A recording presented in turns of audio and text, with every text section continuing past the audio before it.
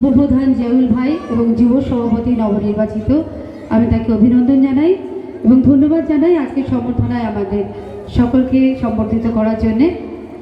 মঞ্চে উপস্থিত আছেন পঞ্চায়েত সমিতির সহকারী সভাপতি এবং ফলতি বেলিয়াঘাটের অঞ্চল সভাপতি ভাই মেহেদি হাসান, আছেন যুব সভাপতি সহসভাপতি আমাদের বাবাই মোদি, আইএনটিটিসির সহসভাপতি আমাদের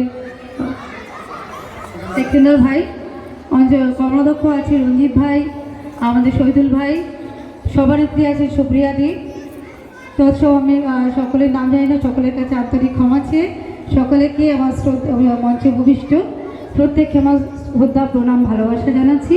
আমাদের প্রধান উপস্থিত আছেন আমার বোন মৌসুমী এবং আমার সামনে যে অগণিত ভাই বোনেরা আছেন, দাদারা আছেন, মায়েরা আছেন। মাইকের আওয়াজ যতদূর যাচ্ছে প্রত্যেক গ্রামবাসীকে আমার বড়দের প্রণাম, ছোটদের ভালোবাসা জানাচ্ছি। আর আজকে একটা শুভ মুহূর্ত চলছে, যে শুভ মুহূর্তে আমাদের 2 নম্বর ব্লকের নবনির্বাচিত সভাপতিকে আমরা আন্তরিকভাবে সম্বর্ধিত করব। কিন্তু ভারতবর্ষের বুকে তথা পশ্চিমবঙ্গের বুকে বর্তমান সময়ে একটা সন্ধিক্ষণ নেমে এসছে, যেটা আমাদের ক্ষেত্রে মোটেও ভালো নয়। আমাদের মনে হচ্ছে ভোটের আগে আরেকটা লড়াই শুরু হয়েছে, যে লড়াই হচ্ছে একটা মেয়েকে প্রমাণ দিতে হচ্ছে আমি অমুক বাবার বা অমুক মায়ের সন্তান কিনা। এটা অতি লজ্জার জিনিস। এটা কিন্তু আমার মায়েদের ভাবতে হবে, আমার ভাইদের ভাবতে হবে। ছেলেকে প্রমাণ দিতে হচ্ছে যে উনি আমার বাবা কিনা। আজকে সেই প্রমাণের লড়াইটা কিন্তু আগামী দিনে হিয়ারিংয়ে আমরা লড়বো, এটা কিন্তু কথা দিয়ে যাচ্ছি। তাই প্রতিটা বুথে ভাই বলছিলেন একটা সমস্যা নেমে এসছে, 2 থেকে 250 নামের হিয়ারিং এসছে, আপনারা ভয় পাবেন না।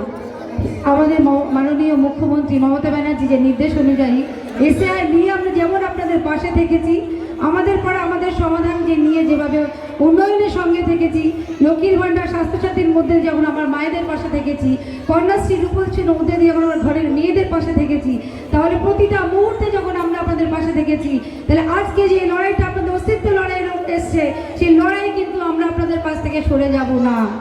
এবং আগামী যে হিয়ারিং হবে সেই হিয়ারিংয়ে উপযুক্ত প্রমাণ এবং আমাদের লড়াই দিয়ে নামটাকে রেখে বুঝিয়ে দেব এটা মমতা ব্যানার্জি সরকার, এটাই তৃণমূল কংগ্রেসের সরকার। বন্ধু, মা, বোনেরা প্রত্যেককে অনুরোধ করছি, সময় কিন্তু একটা এসছে এবং যে হারে বিহারে ভোটটা করিয়েছে, যে অপদার্থতার সঙ্গে সম্মানিত করেছে মানুষের নৈতিকতাকে, আমরা কিন্তু তার ধীর স্থির শক্তিশালী হয়ে জবাব দেব। জবাবটা কিন্তু আমার মা বোনেদের দিতে হবে প্রতিটা ঘর থেকে, জবাব দিতে হবে আমাদের প্রতিটা ভাইকে প্রতিটা ঘর থেকে। আমার জমিতে আমি বাস করব না, আমার ভোটে নাম অধিকার থাকবে না। আপনাদের কিন্তু ভাবতে হবে এটা সম্বর্ধনার মঞ্চ, কিন্তু সেই সম্বর্ধনার মঞ্চে আমাকে বাধ্য হয়ে লড়াইয়ের কথাটা বলতে হয়েছে।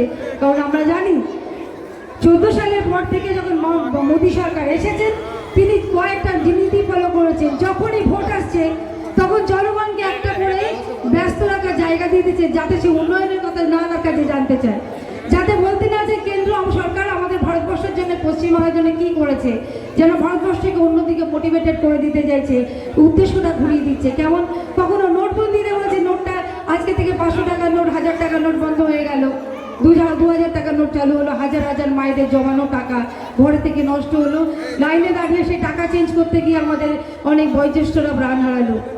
আবার কখনো এনআরসি দিচ্ছে, আজকে আমরা দেখতে পাচ্ছি এসআইআর দিয়েছে। আমরা কিন্তু এটা মানবো না। আর হিন্দু মুসলিম লড়াই হচ্ছে তাদের প্রাথমিক কাজ। যখনই কিছু পায় না তখন হিন্দু মুসলিম লড়াই লাগিয়ে দিচ্ছে।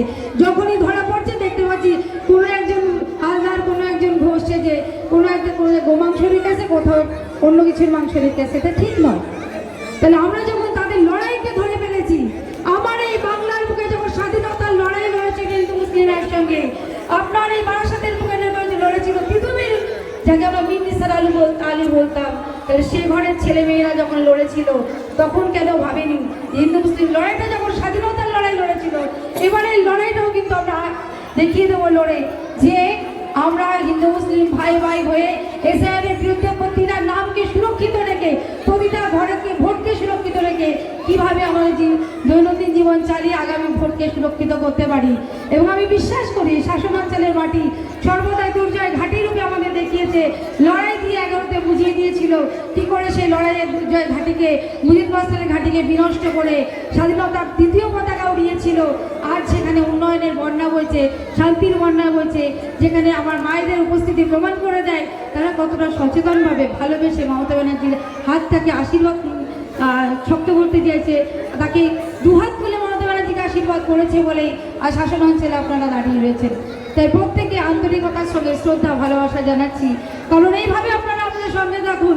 কথা দিয়ে যাচ্ছি মমতা ব্যানার্জির হাতকে শক্ত করতে, মমতা ব্যানার্জির আশীর্বাদকে সঙ্গে করে আগামী লড়াই আপনাদের সঙ্গে নিয়ে লড়বো এবং আগামী 26-এ লড়াই যে দেখিয়ে দেবো যে থেকে কত বড় লড়াই জিতে আমরা পশ্চিমবঙ্গে উন্নয়নের তৃতীয় পর্যায়ে তুলে নিয়ে যেতে পারি। আমাদের মা বোনদের কাছে আশা আশ্বাস রেখে প্রত্যেক ভাইদের মায়েদের আমার শ্রদ্ধা প্রণাম ভালোবাসা জানিয়ে আমার বক্তব্য শেষ করছি। জয় হিন্দ, বন্দে মাতরম, তৃণমূল কংগ্রেস জিন্দাবাদ, মমতা ব্যানার্জি জিন্দাবাদ।